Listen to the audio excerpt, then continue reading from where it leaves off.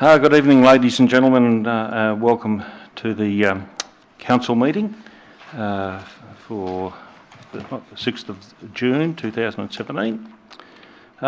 Special welcome to the venturers from Myrtleford. Seeing as I couldn't get to you last time, looks like you've come to me. So at least you've got here, so welcome, and I hope you get something out of this evening. Welcome to those people watching on YouTube or other social media. Just normal part of housekeeping, if you do have a mobile phone or other device, could you please turn it off or on to silent? That'd be good.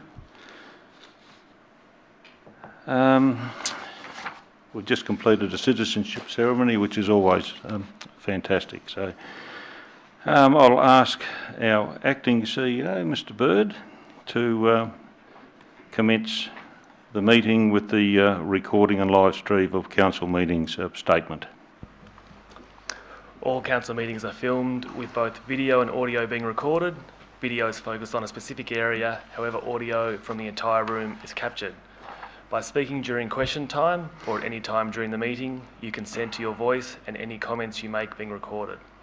In common with all narrative during council meetings, verbal responses to congratulations, obituaries and question time will not be recorded in the written minutes. The reasoning behind recording council meetings is of course to hold us more accountable and improve transparency of council decision making to our community. The full meeting is being streamed live on council's YouTube channel, which is Alpine Shire Council, and will also be available on YouTube channel shortly after this meeting. Thank you, Mr. Bird. If we could all stand for the acknowledgement of traditional custodians and recognition. Thanks. The Alpine Shire acknowledges the traditional owners of the land we are now on. We also acknowledge those people who have contributed to the fabric of our community and strive to make wise decisions that will improve the quality of life for all. Thank you.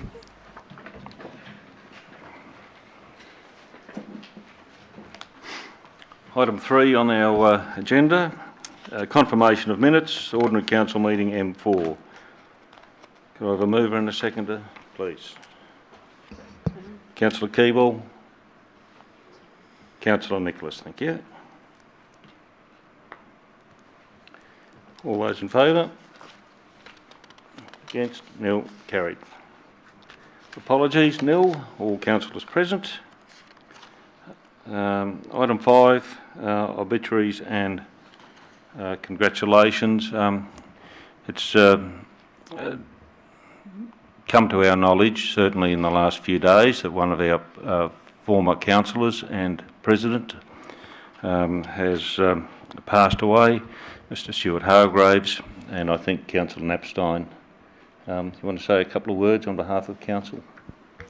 Thank you, Mayor Janus. Stuart Hargraves was Shire President from 1981 to 82. He was a councillor with the council here from 1972 to 89 and again from 1992 to 94. He was a councillor with the Shire of Bright for 21 years. In 2015, Stuart was recognised as part of the Alpine Shire Australia Day Awards and was awarded the Lifetime Achievement Award. I won't read out the entire speech, but I've got the notes from Councillor Jan von Arx at the time, and it's remarkable everything that Stuart had done for the Shire. He was on many council advisory committees, always had a lot of input on those things. He's very well networked throughout Bright and the community.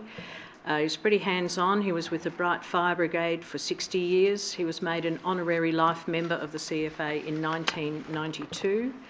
For 50 years, he'd been involved with the Apex Club of Bright. He was a foundation member, president, board member, and was a life member of Apex. He was also heavily involved with Rotary Club, Bendigo Community Bank, Alpine Probers Club, Bright Cricket Club, Brighton District Car Club and the Bright Autumn Festival Committee. So I reckon whatever was happening in Bright, Stuart knew about it, started it, did it and finished it. So we acknowledge the huge contribution that Stuart has made to our community. Yeah. And certainly our condolences to his wife and family. Councillor Forsyth? If we're still talking about Stuart, I can still remember him. He used to sit just down there somewhere. And he was there probably sometime this year, actually. He came back in. He wasn't too well on his pins at the time, but he helped me out in the early time when I was on council by showing me what was wrong with Baker Gullies Road and everything else. So he was around all the time. Yep. Thank you. Councillor Roper? No. Councillor Keeble? Councillor Nicholas? My interaction with Stuart was around watercourse management when I was involved with the North East Catchment Management Authority, and I wanted to talk a bit about him because it wasn't just council business that he was involved in. It was really broad community business, and he spoke to me about trees along the river and how they needed to be looked after and maintained, and how important they were for the amenity of Bright in particular, which of course is where he came from. Yeah, thanks, Mr. Mayor. I'd just like to concur with my colleagues and what they've already said about Stuart. What a wonderful community man. And when I started on council years ago, he was there as a mentor for me on many occasions, and we also worked together on the Murray Mountains Rail Trail for a number of years. Beautiful man, beautiful family. We've had a couple other obituaries over the weekend. Do we go into them? Or Yes, if they... I'll just mention Bill Giles, 94 years old. He just a beautiful bloke, hard-working bloke to the day he died. Probably did most of the work up the chalet. Fantastic guy, and what a great innings of 94 to see him go. And 3 this week, Steve McMillan, another just a normal bloke around town, great bloke. They're helping people wherever they needed help. And he was 54, and he died of cancer during the week. So to the 3 of them, goodbye, and all the best to all their families. Thank you. Any further? No. Item 6, we'll move on. I got one. Congratulations. Let's end on a happy note. In the new days of our vibrant town of Bright, which is moving along at thousands of miles an hour to some, which is fantastic for jobs and life for people. The Wandy Pub won an award, a pretty big award really, to the people's favourite for regional Victoria. So well done. The management there's only been in there 18 months, and they've done an amazing job with providing our lovely area with another great place to become involved with. The Wandy Pub. Thanks, Councillor Pearce. That might be a free beer for me, I'm not sure. I didn't know whether a consultant there or not. Unpaid consultant. We're meeting with the conference. Yeah. I often see Councillor Sarah down there. Thank you. Yes, thank you. Pardon me. I'd just like to congratulate all the team that was involved in getting the new lighting system up at the Mac Oval in Myrtleford. I was around there the other night, and they were training, and they only had about 3 or 4 of the lights on, and I think there's about 8 or 9 lights on each of the poles. But it looks fantastic. Next year they will do, I think it's next year, I don't think we're going to get one this year, they'll be able to do an Ovens and Murray nighttime game, which I think is just great for Myrtleford.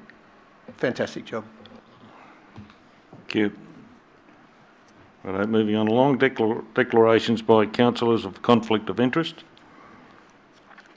That would be me. I'll be excusing myself during the discussion of and voting on 8.3.2 by virtue of past association with the RSL, and having been on committee there and past Vice President, I think it's a perception of conflict of interest, so I'll absent myself.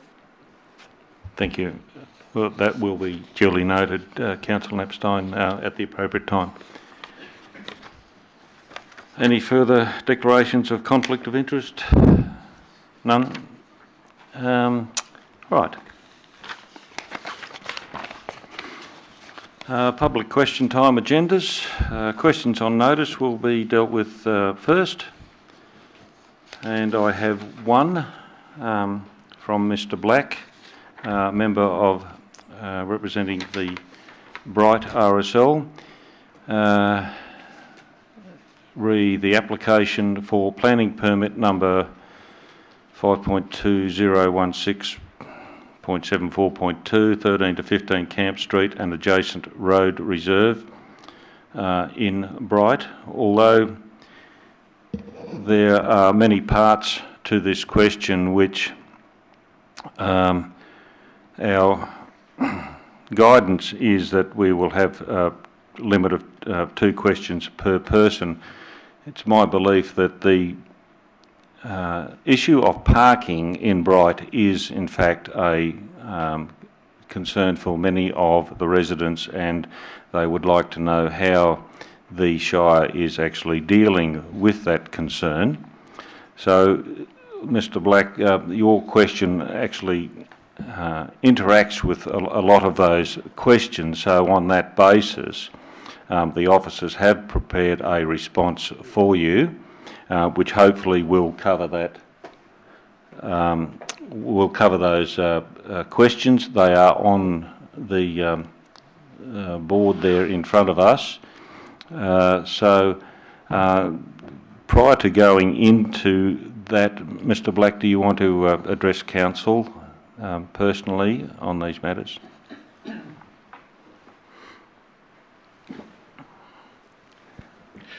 Yes, Kevin Black, President of the Bright RSL sub-branch. The questions are all interrelated, all part of the same thing. We've been concerned for some time not only for the parking situation in Camp Street, but also for the parking situation in the wider Bright area. We're finding, for instance, with the limited parking in Camp Street, we have an ageing population at the RSL and a lot of disabled members who have been attending RSL Friday evening functions for, in some cases, 60 years, since the, basically since the Second World War. A lot of our members are now Vietnam vets who are in their 70s and again are becoming more frail. Not all of us, thank God. We're concerned that the principle behind this application and the previous one relating to the same business and a second business in Camp Street of allowing dispensations for parking, which would ordinarily be required under the planning legislation, is putting an intolerable burden on existing users, and more importantly is making it more difficult for people to find parking to attend those very businesses. And it's about time, we think, that that council is in a position, as most councils are, of not just simply dispensing with the need for parking, but if there is no capacity for on-site parking, then we should be doing what, as I say, most councils are doing, which is charging a parking levy to enable council to provide alternative parking, perhaps off-street, that would make living, working and trading in Bright a much more satisfactory thing. So the questions raised are highlighted by our particular problem, but it's symptomatic of a much wider problem in Bright, and we believe that council really needs to be making some efforts on that. And the questions that we've raised are questions that can partly be answered now and partly are part of that planning strategy, parking strategy that's and study that's on the books for some time in the future. And we just want to say briefly to the council, please hurry up. Thank you. Thank you, Mr Black, and I believe you have knowledge of local government, and you know, sometimes things just don't go as fast as one would always hope.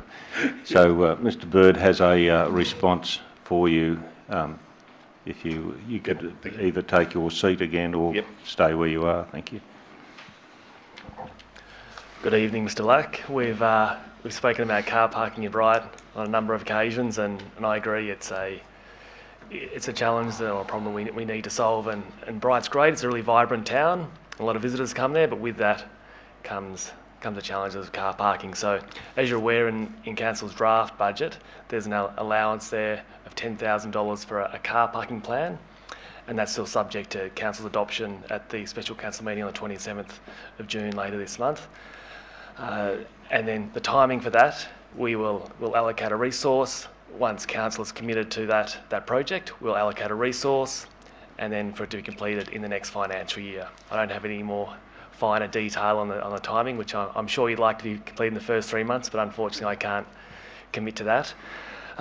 So as part of this study, there's a range of things we'll look at, which is consistent with what's in your questions, which are really good questions. And you raised a point about potential parking levy in lieu of on-site parking, and it's something we've had much discussion about internally. It's something which can be very difficult to implement, because you need to be able to demonstrate that it's actually that business that has drawn that increased car parking requirement, as opposed to something else in the township which has brought that car parking requirement. So that can be really challenging to. In simple terms, it sounds easy to raise that or impose that levy.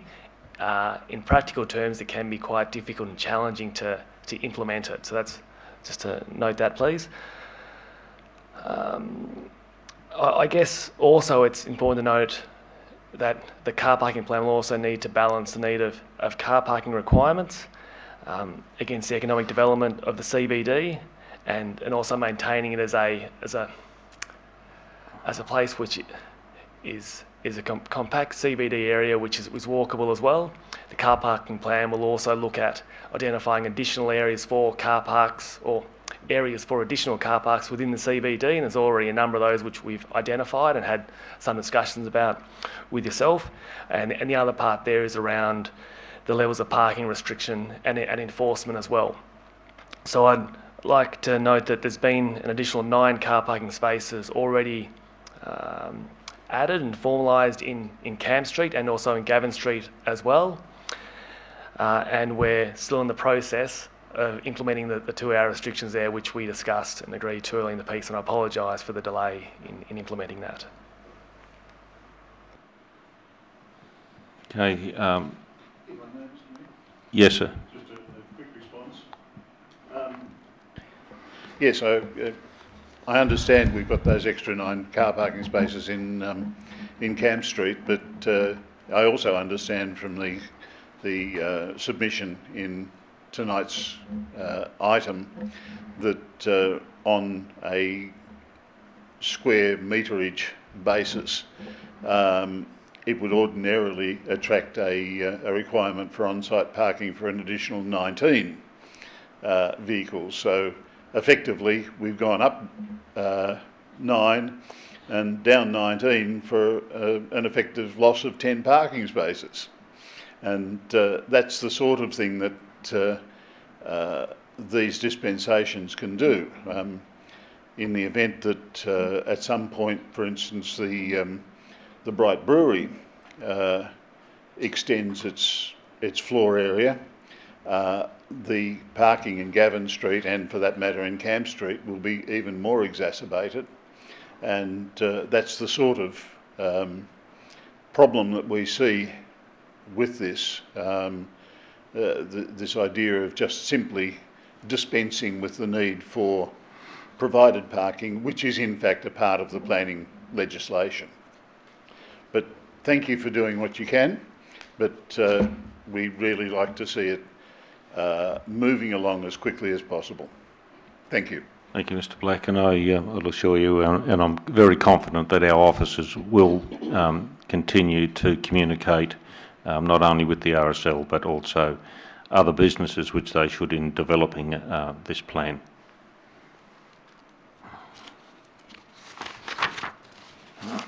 There are no further questions on notice. I'll take now questions from the floor. Other questions from the floor? Yes, sir. Mr. Dyer? Yes.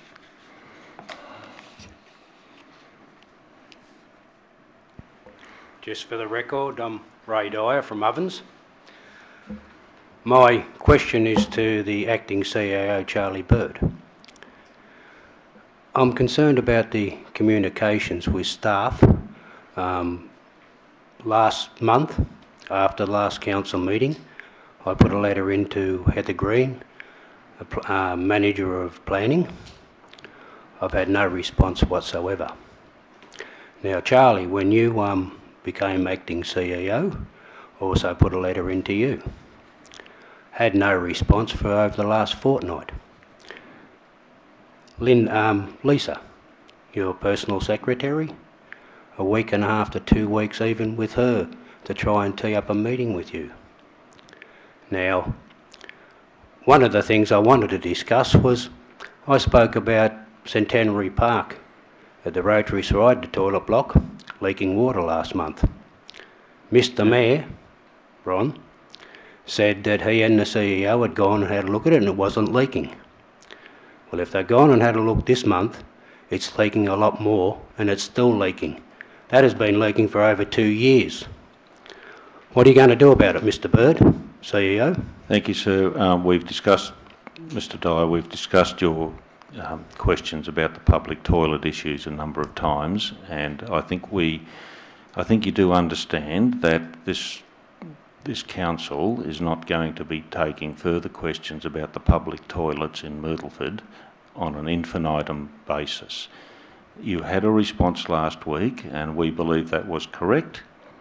If there is something new that has occurred as a result of a plumbing concern, well, I'm sure that our maintenance staff will be alerted to it and fix it. We are not in the business necessarily of going into public toilets all over our shire inspecting plumbing concerns and or other concerns.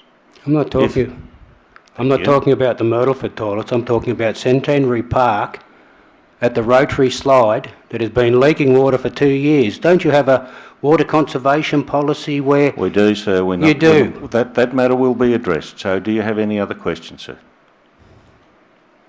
Not at the moment. I'll be back in a minute. I'll think a little bit more. Thank you, if I take it. Thank you. Are there any further questions from the floor? Thank you. Question time's over. We'll move on. Item number 8, presentation of reports by officers. 8.1, Acting Chief Executives, Mr. Bird. Contracts approved by the CEO. Basically, that the contracts are approved by the former CEO be noted. Is there any discussion on those items? Just moving. It's for noting, so there's no need for a vote on that. We can just move on. Is there any comment? No. Yes. Just like to compliment Councillor the new white fleet. It looks absolutely magnificent. All the little Hyundai i30s. You could have got i20s, but the i30s, they're good. Yeah. Oh, certainly, Mr. Bird. You want to respond? Yeah. Thank you, Councillor Forsyth. We did a test of the i20s as well as the i30s. We actually looked at that first, but the former CEO would be very disappointed in myself if I didn't take this opportunity to remind everyone that our private use vehicles have gone from 22 down to 5, which has come at a great saving to our ratepayers. And not only in doing that, we've also downsized the size of our fleet, which means our fuel consumption and costs are also reduced significantly as well. So I'd also like to note that whilst the cost of the white fleet, if you just scroll up there, Will, was $115,000, the changeover price was actually $35,000, with the sale of the other vehicles being $80,000.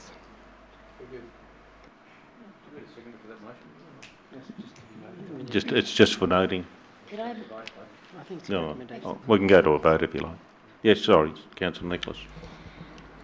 I'd like to also comment on the construction of the box culvert crossing, as that has been a matter that's needed attention for a number of years, and it now provides access, all-weather access, to a number of residents on the other side of German Creek.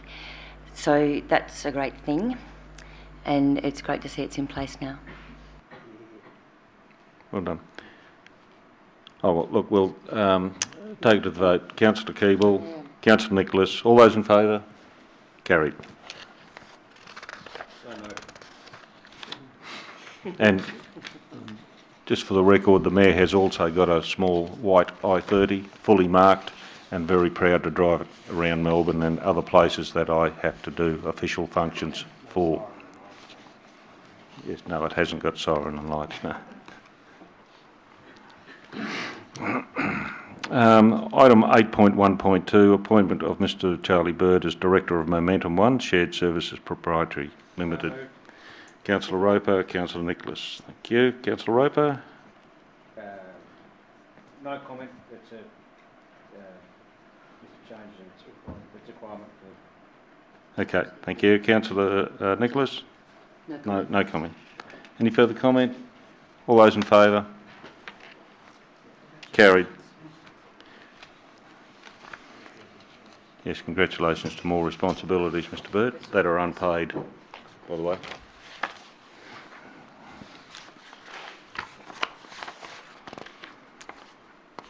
All right.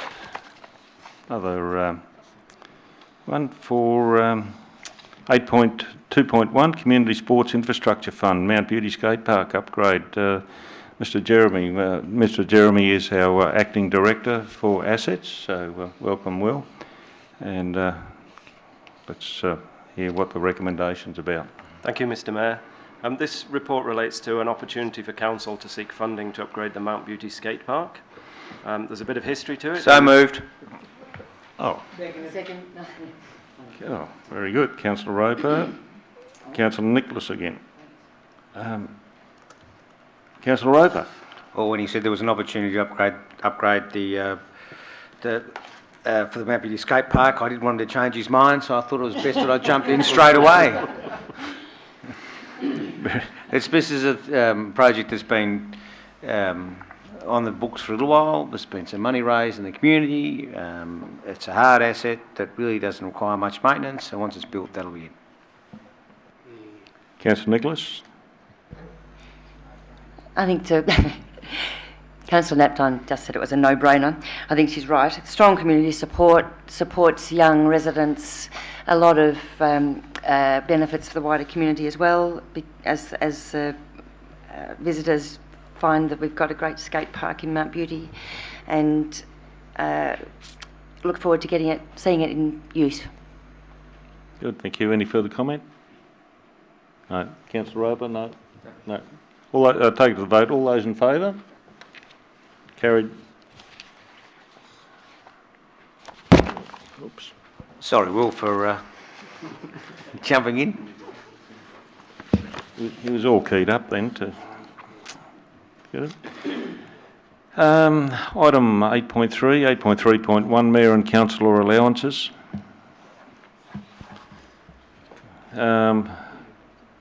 Ms Cook. Thank you, Mr Mayor. Council reviewed the councillor and mayoral allowances at the ordinary council meeting on the 4th of April 2017, resolving to seek public submissions prior to setting the allowances. No public submissions have been received for these allowances, therefore I'll the move recommendation is on the screen. Councillor Forsyth. The fact that no No, submission... sorry, I need a seconder. Any second? Councillor Pearce. This is something that 4 years ago, when I first got onto council, one of the platforms, I suppose, that you'd like to call was a reduction in expenses, council expenses that looked to be spending too much. And this was in the very early days. Didn't get support back then. However, what we've effectively trying to do with this particular one is to maintain the councillor allowances and mayoral allowances at the rate that it was last year, in line with what the officers and or the workers within the council here are now subject to under their current EBA.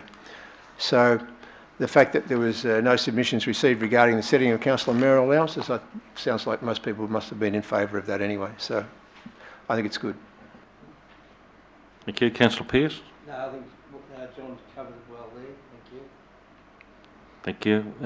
I note here that that council and mayoral allowances, we took a decrease of 5% of set allowances. If there's no further discussion, we'll take it to the vote. All those in favour? It is carried. Thank you. Item 8.3.2, Councillor Knapstein. Can we just take note, what is it? 7:45, Councillor Knapstein has declared a conflict of interest. Oh, 7:35. Has declared a conflict of interest in this matter and has left the chamber. The planning application. Who's talking to this?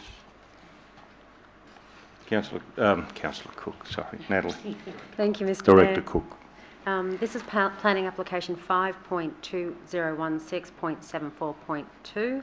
It's a proposal for the use and sale of use of land for the sale and consumption of liquor as a general licence and car parking dispensation at the address Lot 1 PS at 733798, the 13 to 15 Camp Street and Road Reserve adjacent to the land in Bright. The recommendation is that Council issues a notice of decision to grant an amended planning permit for the use of land for the sale and consumption of liquor, being a general licence, and car parking dispensation in accordance with the conditions which are outlined in Appendix A, which is attached to these agenda items. Have a mover and a seconder, please. Councillor Pearce. A second. I'd actually like to add a second point to the recommendation. Can we know what that is? Please? Yep. In order to ensure that the extension of the liquor licence to on-street dining also requires further permit, I'd like to add it to as a second point that there's a note on permit recorded as follows. Is this the right way to do it? Well, We actually need a second to discuss the topic. Okay, all right. I'll second it first then. Yep. All right, Councillor Nicholas. Second it? Yep. Yes. And then you need to ask Oh,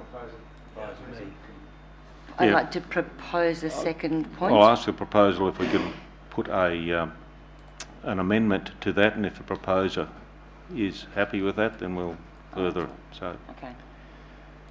The mover. Yeah, the mover. the mover, I mean, yeah. Okay. Can we get those words up there, please? Yep.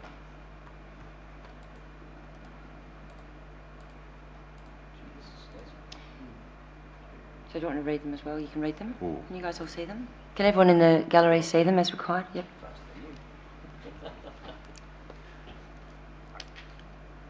What's it say, Sarah? I've got no worry with that. Read it out. It says, add a note to the planning permit that prior to the use of the on-street dining area, the construction of this area must be complete and a local laws permit must be applied for and issued. Thank you. Is the mover happy with that? Yeah, I'm pretty happy with that. Thank you. Very much. Is there discussion in relation to this matter? Well, I can see it. I don't want it to be confused with other... Councillor Pearce, can you just... Yeah, that's it. I wouldn't like it to be confused a little bit with other businesses going on, but this is just another permit that really didn't need to come here except for changing the liquor area that the liquor was about to be served. I'm quite happy with it and I've moved it, and I look forward to your comments, Sarah and Co. Any further comment? Oh, the seconder, sorry. Yeah, I was particularly concerned that the extension of dining onto the current, what's now the road, needs to be fully assessed before, and that the appropriate safety concerns are met before people are sitting closer to traffic. So that note on the planning permit will ensure that that work is done. And I also wanted to add that the RSL concerns were not treated lightly, Kevin, that we had long, robust discussions about parking in Bright in particular, and we're also very much looking forward to getting our teeth into a parking plan. Okay, any further comment? Councillor Forsyth? Yes, I'll just go back to Mr Black's comments regarding the parking and what have you. Bright is nearly a finite area. At the moment, with extensions and with new businesses, it would appear that it's not finite. It's in the way of eating houses or coffee shops or whatever, or retail space.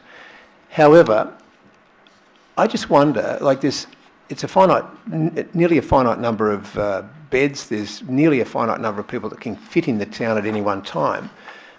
As our absent councillor pointed out earlier tonight, there's probably about 360 car parks in the centre in the CBD. And there's only, apparently according to the planning department, only about 14 days of the year when they are actually totally full.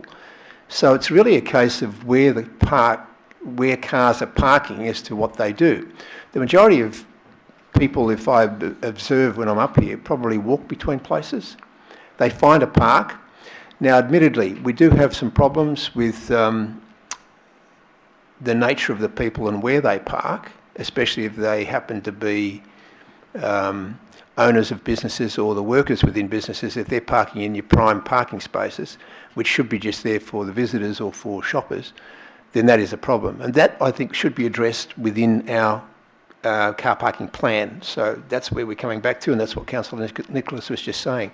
So all of these issues, I think, are looked at. As a retailer myself, I believe that you should never park out the front of your place. That should be the place for your customers, because most people just want to come get as close as they can to the spot that they're going to. However, if you go to other resort towns, usually you'll find you're being parked in a parking space somewhere, and then you filter through the town. You take your time to go through it. And I think that's probably where Bright will nearly end up anyway. So, yeah. Thank you. Councillor Keeble? Thanks, Mr Mayor. Thanks, Mr Black, for your information before, and I think we've heard, was it last year, I think? You did presented a few things as well with the group. I absolutely agree with what John was saying, Councillor Forsyth was saying in regards to the education of the workers, employees of businesses in town, and the need to be mindful when we are busy. I guess one of the things that you raised earlier this evening in your questions was about the ability of members to get from their car to the RSL. And I remember last year that you raised the question or the idea about, a 5-minute temporary one just where the RSL joins the road there, and some of those car parks. And I guess now that we have 9 extra ones, or 10 minus ones, depending on which way you do the figures, I'm wondering whether when we look at the actual parking plan within Bright, whether in that particular area where the RSLs... I'd like to Yes. point of order, because I think my dear colleague speaking to the parking problem that was brought up by the questions earlier rather than the subject on the agenda. Other than the first about the dispensation, which is in recommendation 1, I just, in regards to the planning, whether we can keep that in mind for when we're looking at the parking. I'll allow Councillor Keeble to continue. I've finished. You finished anyway. Okay. Thank you. Any further comment, Councillor Roper? No. Oh, no. Just a couple of questions to clarify my own mind before I put it to the vote, please. Currently outside that that premises there is hashing on the road where people are not allowed to park. Is that, we're going to direct this to Mr Jeremy or Mr Bird? Point of order, Mr Mayor. Yes. We really need to vote on the subject before you intervene and talk further on the subject. Here. Well, I find it difficult if I need to vote on this matter if I do not have the full facts myself. I think the point we're at, we're discussing what the issue there is. It's not about the removal or deleting of any car parks. We're talking about a notice of a decision. Very well. I'll grant your argument. Is there further comment? Councillor Pearce, do you want to respond? Yeah, I'll just put this microphone on first. Good. Just in a lot of these applications, and I know they can create problems in other areas, but one of the things with establishments where they sell alcohol over the later years is the encouragement that anyone visiting these places actually walks from home or from their camp. So, and the other thing is the applicant here have already been in the business and ran it pretty well, and there's been no issues, and I'd just like to state that. Thank you. Take it to the vote. All those in favour? Against? Carried. Could we ask Councillor Knapstein to come back in? Thanks.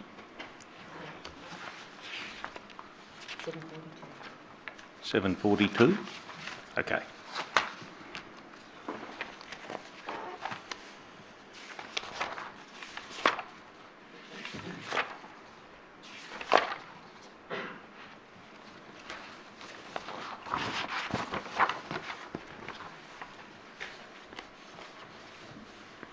Welcome back, Councillor Knapstein.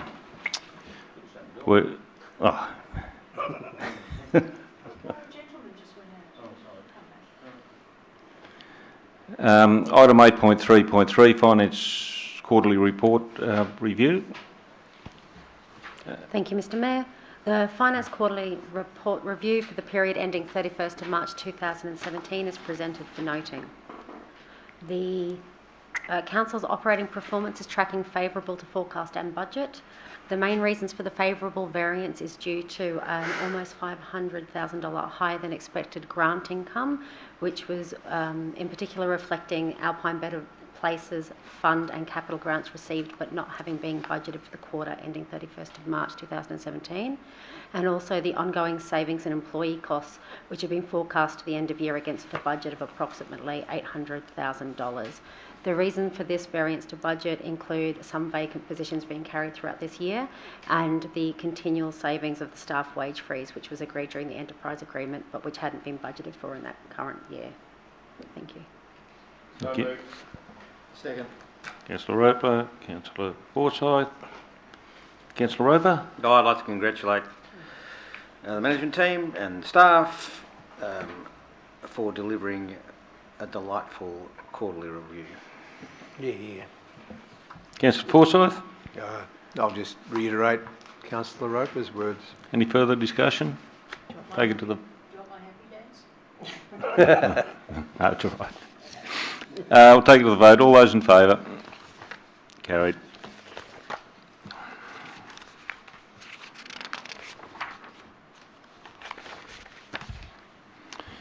(8.3.4) Proposed sale of land and buildings contained at Lot 2 Plan of Subdivision PS 344761E, known as Lyndhurst. Ms Cook. Thank you, Mr Mayor. This report relates to the proposed sale of land and buildings contained in Lot 2 Plan of Subdivision. I'm going to go another number again here, I'm sorry. PS 344761E. It's known locally as Lyndhurst. This property was the former Alpine Children's Services property known as Lyndhurst, which was vacated in January of 2013. An expression of interest and tender process was followed at that time to seek use of the property or use of the property and adjoining land, with council then desiring that the property and land use would result in improved services for the Alpine Shire community at large. There was no successful outcome for that tender achieved from that initial EOI process, and a new process was run in 2015. This process resulted in a lease of the property to Alpine Fitness Centre and Sports Camp. The lease commenced on the 1st of February 2016 with a term of 3 years plus 2 3-year options. So moved. Councillor Roper, Councillor Pearce. Councillor Roper? It's an opportunity for council to see what the land is, how much what do you call it? Interest. Interest, that's the word I'm looking for. Thank you. Yeah, looking for how much interest there is for the sale of Lyndhurst. It's only recently been filled again. There's a tendency, so I'm looking forward to see what the submissions look like. Councillor Pearce? Yeah, well, we've been talking about this one for a while as well, and the guy that's got it's put some money into it, basically, and hopefully he'll buy it, and the Shire will get some money, and we'll spend that money somewhere. Pretty simple. Right. Any further discussion? Councillor Roper, you reply. Yeah, with the Councillor Pearce's comment about where the money will be spent later on, let's actually see if we decide to actually sell or not in the first place. Yeah, if it sells in Bright, it stays in Bright. That might be further discussion on that one as well, Councillor Pearce. Look forward to it. Take it to the vote. All those in favour? It's carried. Oops.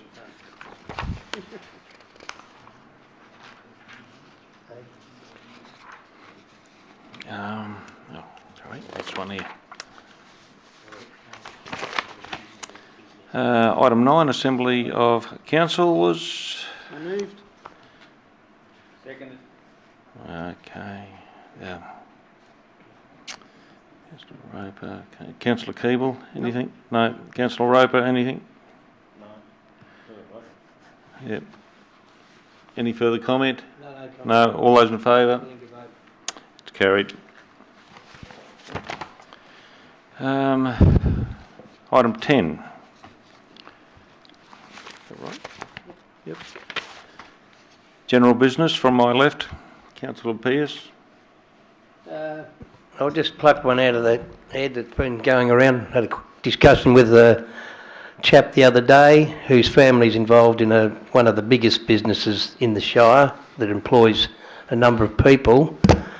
And the concern was they had a sign on the highway which wasn't at their place, and the sign's been brought down. But sometimes I wonder, how do we appreciate and show the goodwill for these people that employ so many of our residents? How do we allow them to make their business, or have the opportunity to make their business prosper? Is that a comment or a question? Or That's a comment with a question on the end of it. What can we do? Can we look at it again? I'm talking about Nightingale's had a sign at Dot Burrows on the front road. Dot's the owner of the property. Their friends, they had the sign there, which a few other businesses do around town, and they're probably being chased as we speak. But I just think there's got to be some fairness there where we look after the people that employ a lot of our local residents. I think that'll be a matter for discussion when we review our local laws in relation to signs, and it could be a fair point. But I suppose the way the law is, local law is written at the moment, then to avoid the excessive proliferation of signage in our shire, and we don't want to, I suppose, look like something like up on the Gold Coast or wherever you might be, and that's why our policy is written as it is, and is up for review soon. So probably a good point for discussion at that time.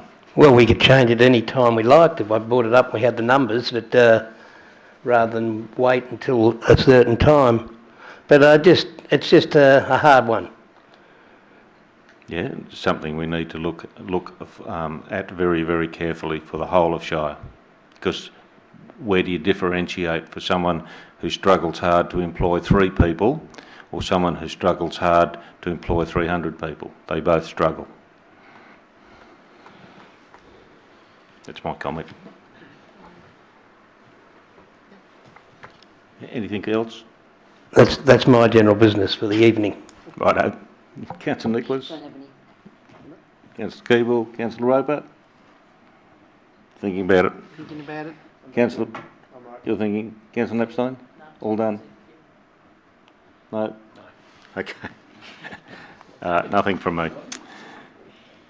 Motions for which notice has been previously given, nil. Reception and reading of petitions, nil. Now we'll see who put up their hand now. So moved. Well, Councillor Roper for the documents for sealing. Councillor Roper. So moved. Oh, Oh, the beauty boy. Councillor Keeble. Thank you.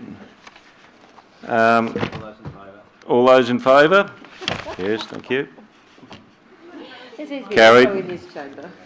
Yeah, he is. He wants the top job again. Sign all those documents. So just for the public's notification, Councillor Keeble will take over duties as mayoral duties as of tomorrow for just a couple of weeks, whilst I have to attend to some family business interstate, but I'll be back for the end of the month meeting, special meeting. No further business. I'll declare the meeting closed at 8:10 p.m. I think, just from what I can read up there. No. Oh, 7:52 p.m. Make sure your microphones are off, please. Councillors, thank you. Thank you, everybody, and good evening. Safe driving home.